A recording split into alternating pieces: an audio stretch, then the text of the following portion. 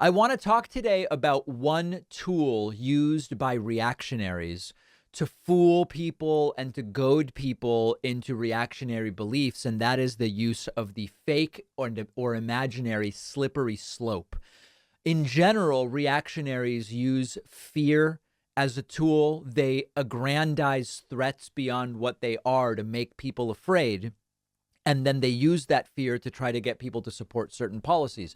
If you're really afraid of brown people from Mexico coming to commit crimes and take your jobs, you're likely to support extreme policies on immigration. So the use of fear and fear mongering by reactionaries is very common.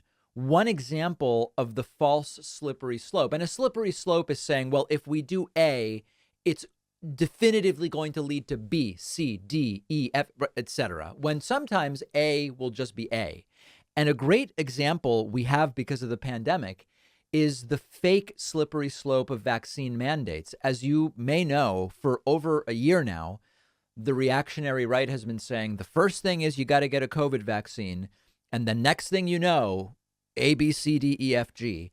And we now have over 200 years of history to tell us that vaccine mandates don't lend themselves to more authoritarianism. And you just look at the history. In 1777, George Washington required the smallpox vaccine for all soldiers. And then, 30 years went by. And in 1809, Massachusetts put in its first vaccine mandate. And then another 40 years went by. And then in 1855, Massachusetts instituted vaccine requirements for schools. And then in 1905, in the U.S. Supreme Court case Jacobson v. Massachusetts, the Supreme Court said, no, municipalities can put in a vaccine mandate. And people are saying, this is the start of what? And it just never went further. In 1977, we had the Childhood Immunization Initiative start, and it's just about getting kids vaccinated. And more recently, people with the COVID vaccine saying this is the start of a dystopian authoritarian. No. And in fact, many places have already removed vaccine mandates for travel. Employers are removing vaccine mandates as the pandemic wanes. And so it's an obviously false slippery slope. The vaccine mandates over the last 200 years have not led to anything more than that. You can really tell the difference in how the right uses slippery slopes and fear mongering by thinking about something like healthcare. I mean, let's just think it through. We on the left say about healthcare, listen, the right wants this like total for-profit free market healthcare thing. They, generally speaking, want to let insurance companies charge whatever they want to people with pre-existing conditions, deny them insurance. And if the right got its way, we would continue to see medical bankruptcies, which we're already seeing. We would continue to see people unable to afford or access care, which we already see. All of this stuff exists right now. Okay, there's no crazy fear mongering from the left on health insurance. The right says if the left gets its way, it's the start of a communist takeover of healthcare where government bureaucrats will create death panels and decide whether you live or die. And it will be the start of a government takeover of every industry.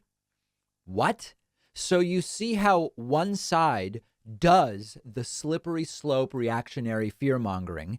And we say we're going to continue seeing the same problems if we don't fix this. Very different language that's used. So the best thing when you start hearing these slippery slope claims, if you do this, it's going to lead to all this other stuff.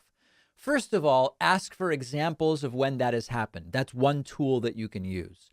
Secondly, ask the person claiming the slippery slope will happen to explain exactly how. Because if you actually say to people, well, hold on, how will a vaccine mandate on COVID vaccines lead to whatever it is you're afraid of? Like exactly what are the steps and who will enact it?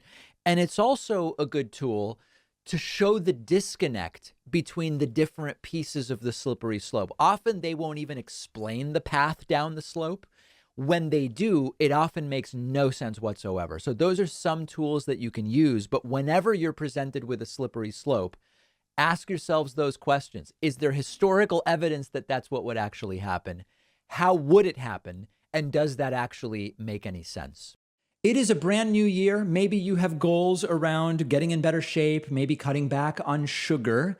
That's why you should check out our longtime sponsor, Magic Spoon. Magic Spoon tastes exactly like the delicious sweet breakfast cereals you loved as a kid, but Magic Spoon has 0 grams of sugar, 14 grams of protein, and only 4 net carbs. So it's perfect if you're doing low carb or keto, or if, like me, you just try to limit your sugar intake. You can build your own variety pack with flavors like cocoa, fruity, frosted, peanut butter, cinnamon, cookies and cream, waffle maple, blueberry. That's my favorite. Magic Spoon lets you enjoy a sweet, delicious snack without the guilt. You can stick to your goals and still treat yourself. And if you don't love Magic Spoon as much as I do, they'll give you all of your money back, no questions asked. Magic Spoon is giving my audience $5 off when you go to magicspoon.com/Pacman and use the promo code Pacman.